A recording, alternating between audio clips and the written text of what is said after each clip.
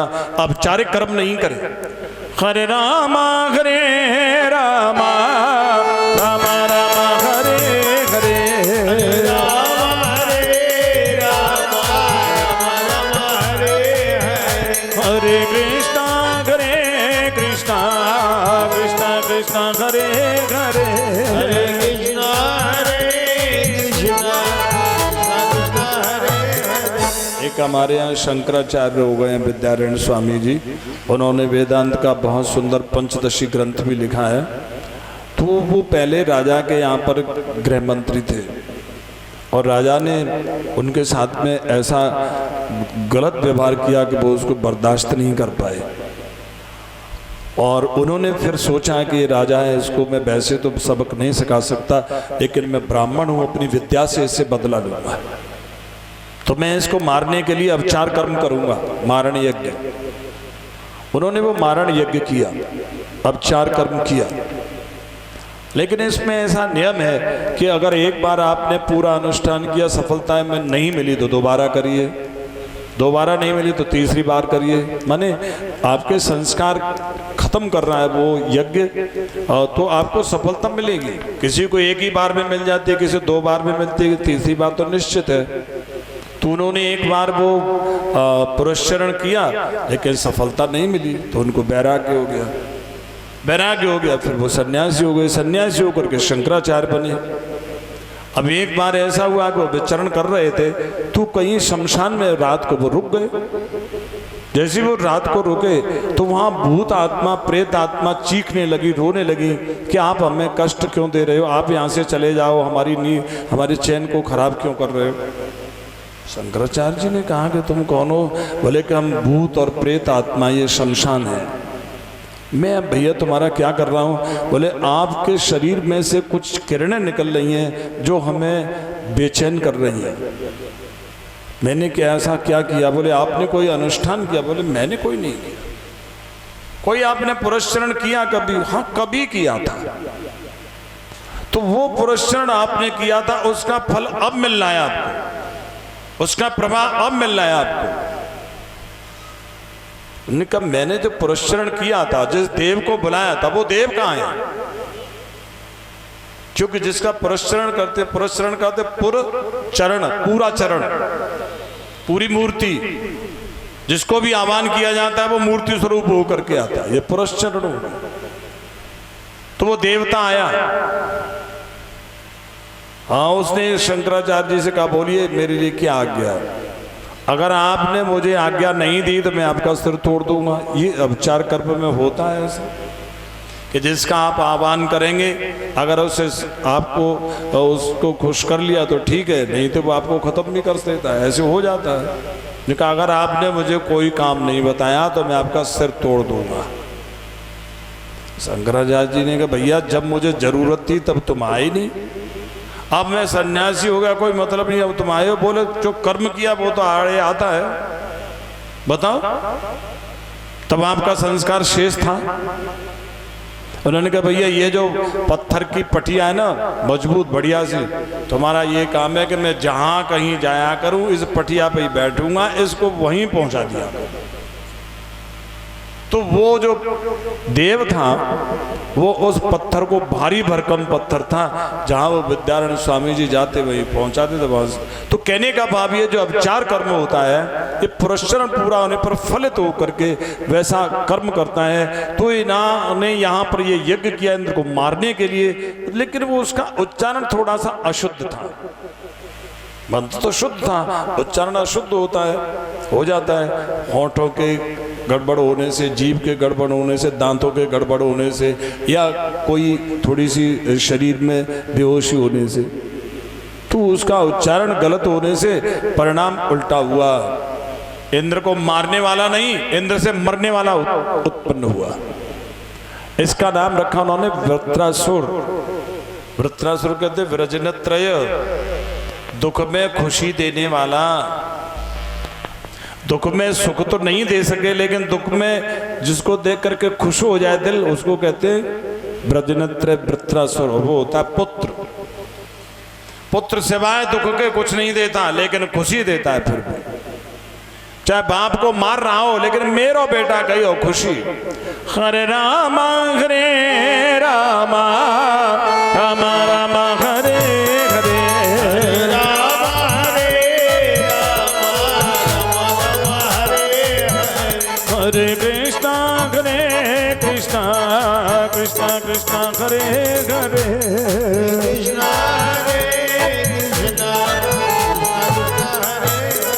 तो ये वृत्रासुर उत्पन्न हुआ और ये पहले शूरसेन देश का चित्रकेतु नाम का राजा था। इसके 1 करोड़ रानियां थी। महर्षि अंगिरा की कृपा से इसको पुत्र हुआ, लेकिन उन 100 रानियों ने उस बच्चे को जहर दे करके मार दिया कि ये राजा बनेगा, इसकी माँ राजमाता बनेगी, हमारी तो कुदर हो जाएगी। मर गया तो राजा को बहुत दुख हुआ, रोने लगा। महर्षि अंगिरा ने, देवर्षि नारद ने बहुत समझा, लेकिन उसको कोई भी ज्ञान नहीं हुआ। फिर उस जीवात्मा को उन्होंने बुलाया और जीवात्मा ने आकर के राजा से कहा कि हे राजन, शरीर तुम्हारे सामने पड़ा है, आत्मा अजर अमर है। रही जीवन की बात, तो आत्मा का तो आना जाना कोई मतलब ही नहीं है। सूक्ष्म शरीर और स्थूल शरीर का संयोग जीवन है, सूक्ष्म शरीर स्थूल शरीर का वियोग मृत्यु है, और ये सूक्ष्म शरीर स्थूल शरीर को मिलता है, ये जीवन है। सूक्ष्म शरीर को उसमें चेतना का आभास होने से कहीं कहीं जीव भी कहते हैं, जीव भटक रहा है, तो वो परछिन्न जो आभास है वो भटकता है, लेकिन जो उपहित चेतन है वो नहीं भटकता।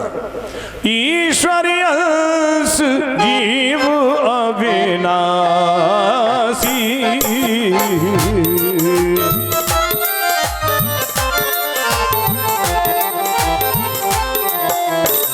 ईश्वर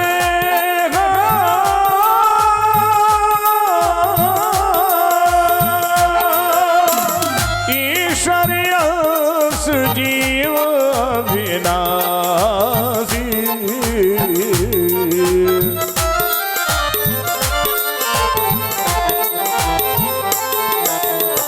चेतनय माल सगेज सुखरासी,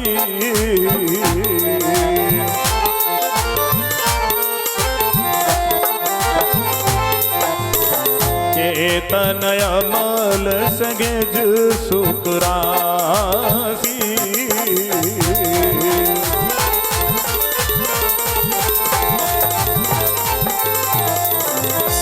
साभास चेतन, सूक्ष्म शरीर, तो ये कब तक मिलते हैं पता है तुम्हें? देखो, जैसे हम भोजन करने के लिए बैठे हैं ना, पत्तल आएगी तो पत्तल को कितना संभाल के रखेंगे, जब तक भोजन नहीं किया तब तक बहुत संभाल के रखेंगे। अगर उसमें कहीं लीकेज है तो उसमें टिकरी लगाएंगे या डबल पत्तल लेंगे, बहुत संभाल के रखेंगे। और कोई इसमें पाँव नहीं रख दे, कोई कूड़ा करकट नहीं डाल दे, जान ले लेंगे उसकी, है ना, जब तक भोजन नहीं किया। और भोजन कर लिया फिर उसके बाद में चाहे कुत्ता ले जाए चाहे हवा ले जाए, फिर कोई मतलब नहीं। ऐसे ही जब तक इस शरीर से भोग करना होता है सूक्ष्म शरीर को, तब तक इस शरीर के एक एक बाल को संभाल करके रखता है। एक बाल भौं का भी सफ़ेद हो गया तो उसको काला करवाने के लिए ब्यूटी पार्लर पर जाएगा कि भैया मेरी भौं सफ़ेद हो गई है आँख की, ये इनको काली कर दो, ये मेरे दाढ़ी का बाल सफ़ेद है इसको काला कर दो, ये मेरे सिर के बाल हैं काला कर दो। क्या होगा काले से? तुम जवान हो जाओगे? नहीं नहीं, मलूक लगोगे बस। तो शरीर को फालतू सजा करके रखता है जब तक इसमें रहता है। जैसे जब तक भोजन करने वाला भोजन नहीं कर लेता, पत्तल को संभाल के रखता है, और भोजन करने के बाद में फिर पत्तल का कुछ भी हो, ऐसे जब तक भोग करना है शरीर से संभाल के रखेगा, भोग पूरे हुए फिर शरीर चाहे कुछ भी हो फिर इसकी तरफ नहीं देखता राजा। आत्मा अजर अमर है, बताओ तुम्हें अब क्या चाहिए? इस बात को सुनकर के राजा का मोह नष्ट होकर के वैराग्य हो गया। तुम ठीक कहते हो, भोगता और भोग का संबंधी जीवन है, भोग पूरा हो जाने का नाम ही मृत्यु है, न कोई जीवन है न कोई मृत्यु है। फिर उसने संकर्षण की भक्ति करके विमान प्राप्त किया और विमान में बैठ करके घूमता हुआ एक बार पहुंच गया जहां पर भगवान शंकर पार्वती जी को गोद में लेकर क्रीड़ा कर रहे थे, और तू उसने वहां कैलाश पर्वत पर विमान से उतर करके गया और कहने लगा धन्य है तुम्हारे लिए, तुम संसार के माता पिता गुरु भगवान ज्ञानी ध्यानी संत भक्त सबसे श्रेष्ठ महादेव कहलाते हो, और तुम्हें इतनी शर्म नहीं है कि तुम अपनी पत्नी को गोद में लेकर के कैलाश पर्वत पर सबके सामने खुले आसमान में मिथुनी भूय भार्या, मिथुनी भाव माने बिल्कुल पत्नी और पति का जो प्रणय व्यवहार होता वो में शर्म नहीं आती। शंकर जी ने तो कुछ नहीं कहा, परीक्षित पार्वती जी से बर्दाश्त नहीं हुआ। आदमी में तो आदत होती है सहन करने की, स्त्री में आदत नहीं होती। अगर उसको डायरेक्ट कहा जाए तो वो कभी बर्दाश्त नहीं करे, ना कभी माफ करेगी। तो उनसे माफ नहीं किया गया, उनसे सहन नहीं किया गया, और उन्होंने कहा कि देखो आजकल का जमाना, जिनसे दुनिया ज्ञान लेती है, जिनके नाम से दुनिया जीवन का कल्याण करती है, लोग उनको उपदेश दे रहे, उनको ज्ञान दे रहे, जब धर्म की परिभाषा बता रहे, जबकि धर्म की परिभाषा न वेद धर्मम किल पद्मयोनिर न ब्रह्म पुत्रा भृगुनारदाद्या न वै कुमार कपिलो मनुष्य ये नो निषेधन्त्यतिवर्तिनम हरम। धर्म की ये बहुत विचित्र खतरनाक श्लोक है, ऐसा श्लोक तुम्हें कहीं मिलेगा नहीं। देखिए कहती हैं कि धर्म की शिक्षा दे रहा है, जबकि धर्म की जो परिभाषा वो कोई फाइनल नहीं दे सकता कोई भी। कौन? ब्रह्मा जी नहीं, जिन्होंने वेदों को बनाया, संसार का नियम बनाया, धर्म की परिभाषा वो भी नहीं बता सके। धर्म के बारे में बताया, लेकिन यही धर्म है ऐसा फाइनली नहीं कह सके। और भृगु जिन्होंने विष्णु भगवान की छाती में लात मारी, वो चरण चिन्ह भृगु बल्ली विष्णु भगवान ने आज भी धारण कर रखा है, ऐसे महाश्रेष्ठ ऋषि भृगु भी नहीं बता सके। नारदाद्या नारद जी भी नहीं बता सके, जो तीनों लोकों में पूजनीय है। और सनकादि ऋषि जो सृष्टि के सबसे पहले ज्ञानी गुरु हैं, कपिल भगवान जिन्होंने सांख्य शास्त्र की रचना करी, मनु जिन्होंने संसार के नियम बनाए मनुष्य मात्र के लिए मनुस्मृति से, बड़े बड़े महापुरुष धर्म के फाइनली जजमेंट को नहीं कह सके। और ये मूर्ख जिनसे धर्म की गंगा प्रवाहित होती है, वो शंकर को उपदेश कर रहा है। ये बहस दार्शनिकों में आज भी जिंदा है, फाइनल नहीं हो पाया है कि धर्म क्या है, कोई नहीं बता पाया। बहुत से दार्शनिकों ने कोशिश करी है, फिर अंत में एक सार्थ दार्शनिक हुआ, उसने लास्ट में बेचारे ने यही कहा, धर्म वो है जिसका जो धर्म जैसा फलित हो। ये कोई परिभाषा है? जब कोई आदमी तुम्हारे बारे में तुम उससे पूछोगे तुम मुझे जानते हो, हाँ क्या जानते हो, तुम वो हो जो तुम्हारा नाम है, यही तुम हो, ये कोई बताना होगा। तुम्हारा नाम सदानंद है तो सदानंद ही हो तुम, क्योंकि तुम्हारा नाम है इसलिए तुम सदानंद हो। अरे नाम तो चेंज हो जाए, अभी मुसलमान है तो गफ्फार खान हो जाएंगे, अभी सन्यासी हो जाए, कुछ और हो जाएंगे, बैरागी हो जाए, ये तो नाम तो बदलते हैं। तो ऐसी उसको कहना पड़ा कि धर्म वो है जो धर्म जैसा लगता हो, जिसका फल धर्म हो, कोई परिभाषा नहीं कर सकता। विचित्र है। भगवान से अर्जुन ने पूछा कि कर्म क्या है? कर्म भगवान ने बहुत बताया, फिर कहा कि कर्मणो ज्ञानागति, ज्यादा झंझट में मत पड़। कर्म में अकर्म, अकर्म में कर्म, यही कर्म है बस, और मैं नहीं बता सकता। हरे राम हरे राम राम राम हरे हरे,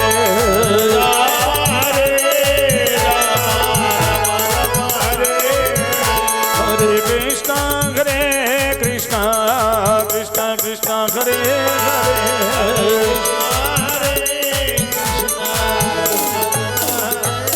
यही बात पितामह भीष्म ने महाराज युधिष्ठिर से कही सरसैया पर अंतिम में कि ये युधिष्ठिर धर्म में अधर्म छुपा हुआ है, और अधर्म में धर्म छुपा हुआ है। धर्म करते करते करते करते जो शास्त्र और ऋषि बताते हैं, उस रास्ते पर चलते चलते अधर्म हो जाता है।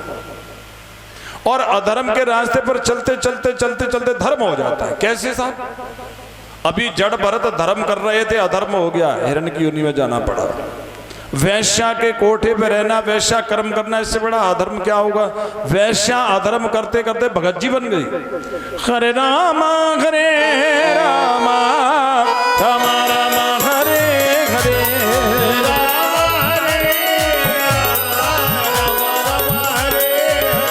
हरे कृष्णा कृष्णा कृष्णा कृष्णा हरे हरे।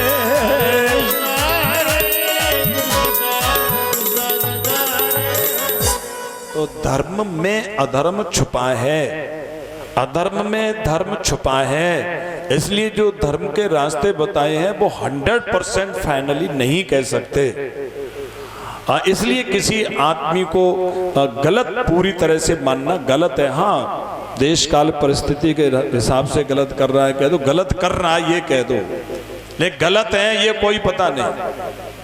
समझदार आदमी जो संत हो जाते हैं वो किसी को गलत किसी को सही नहीं कहते, कहते भैया भगवान की माया है, जो जय तब रघुपति कृपा सो तेई तत्सक्षण होए, ज्ञानी मूढ़ न कोई, न कोई ज्ञानी है, क्योंकि ज्ञानी ऐसा कर्म कर जाते मूर्ख भी नहीं कर पाते, और मूर्ख ऐसे ऐसे कर्म कर जाते जो बड़े बड़े पंडित नहीं कर पाते।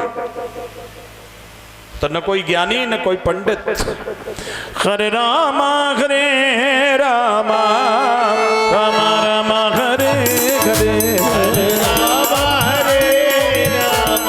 रामा रामा हरे हरे, हरे कृष्णा कृष्णा कृष्णा कृष्णा हरे हरे, हरे कृष्णा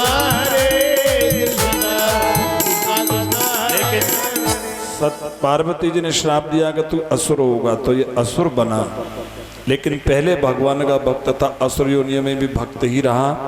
देवताओं को मारने के लिए हुआ है, देवताओं के अस्त्र शस्त्रों को लील गया। देवता ने ब्रह्मा जी के कहने पर विष्णु भगवान की भक्ति करी। उन्होंने कहा दधीची की हड्डियों से विश्वकर्मा से इंद्र वज्र धारण करें तो ये मर सकता है। अश्विनी कुमारों के कहने पर महर्षि दधीची ने हड्डियां दान कर दी। दधीची दध्यंग धातु जिसका अर्थ ध्यान से होता है, हड्डी मजबूत।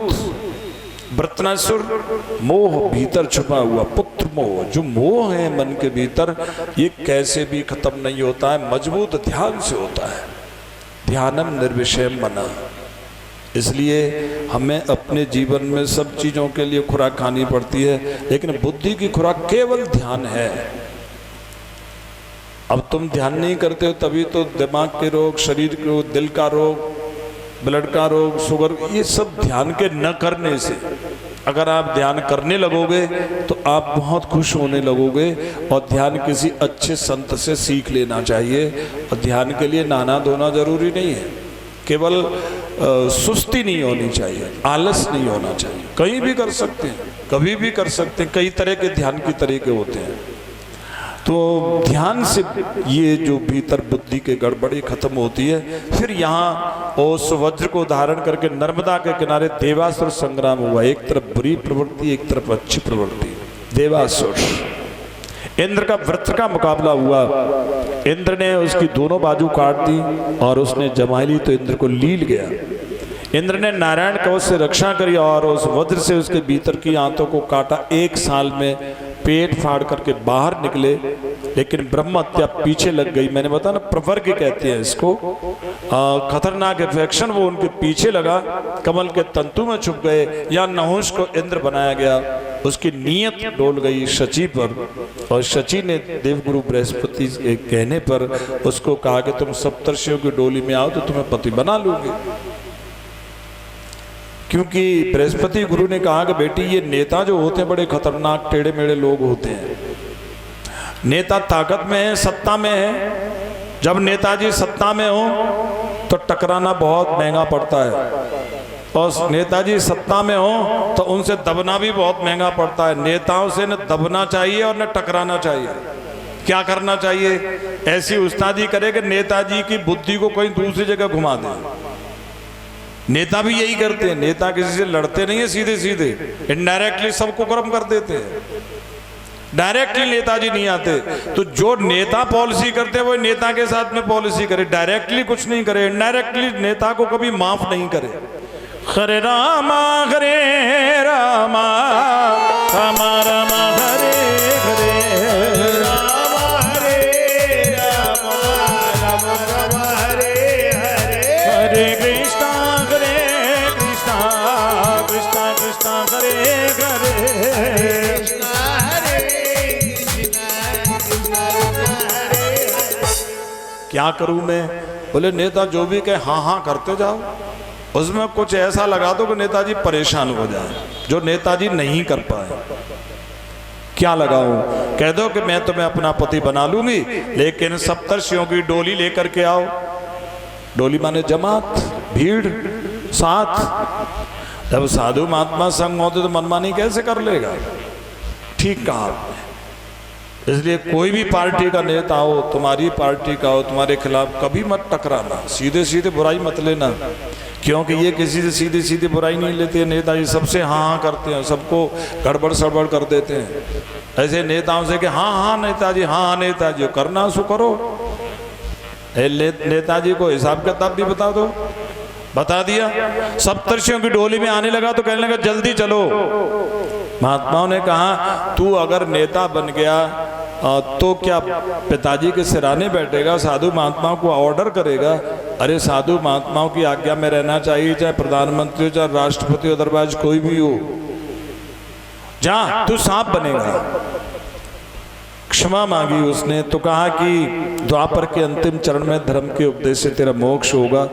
जब लाक्षागृह के बाद में पांडव भटक रहे थे तो युधिष्ठिर महाराज ने इसको उपदेश के मोक्ष प्राप्त हुआ। और ये श्री युधिष्ठिर महाराज की। यहाँ फिर शची ने इंद्र को ढूंढ निकाला। उन्होंने अभ्रत स्नान किया और उसके बाद में कुंड में स्नान करके ब्रह्मत्या से मुक्त हुए।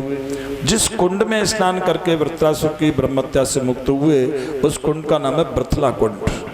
वहाँ लीला विलास महाराज का मंदिर बनाए। आगरा से 37 किलोमीटर है। आगरा से ग्वालियर रोड पे आप जाएंगे 25 किलोमीटर पड़ेगा सैया चौराहा। फिर सैया चौराहा से पूरब में 12 किलोमीटर है, ब्रथला गांव है। लीला विलास महाराज का मंदिर बहुत प्राचीन कुंड है। वहाँ रविवार के रविवार स्नान करने से कान में जो पीव बहता है वो खत्म हो जाता है, शरीर में जो मस्से होते हैं वो खत्म हो जाते हैं, और जो चर्म रोग होते हैं वहाँ स्नान करने से, लीला विलास महाराज का नाम लेने से शांत हो जाते। 4 इतवार लगातार। बोलिए श्री लीला विलास महाराज की। फिर ये कथा सुनी तो दिति ने अपने पुत्रों को दुखी देखा तो कश्यप से उन्होंने इंद्र को मारने वाले पुत्र की कामना से पुंसवन व्रत किया, लेकिन वो व्रत भी गड़बड़ हो गया। इंद्र ने उस गर्भ के 49 टुकड़े किए, ये 49 मरुदगण कहलाए। अब यहाँ परीक्षित कहते हैं महाराज कथा आपने गजब की गई, लेकिन आप बताइए कि भगवान सबके साथ में समान व्यवहार कैसे करते हैं। तो आज की कथा यहीं तक शेष क्रम से।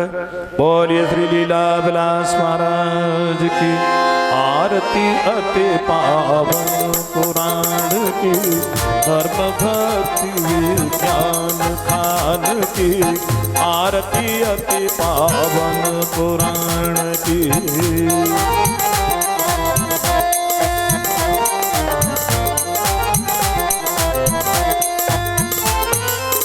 महापुराण भागवत निर्मल,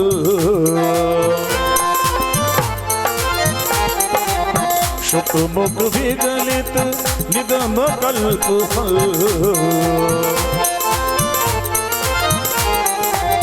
परमानंद सुधारसमय कल, लीलारति रस रस निधान की। आरती अति पावन पुराण की।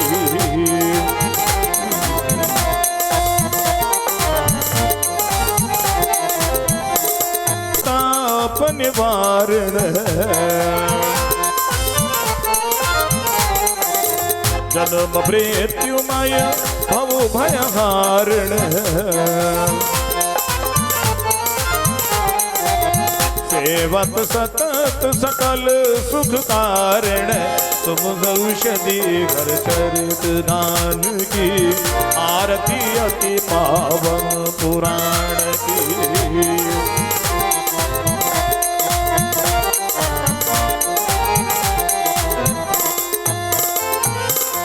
विषय विलास विमोह विनाशिने विमल विराग विवेक विकाशिने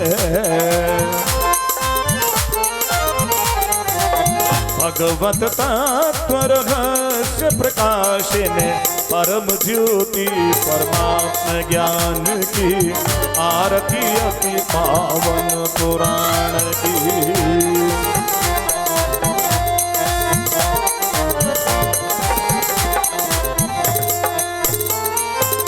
परमहंस मुनि मन उल्लास ने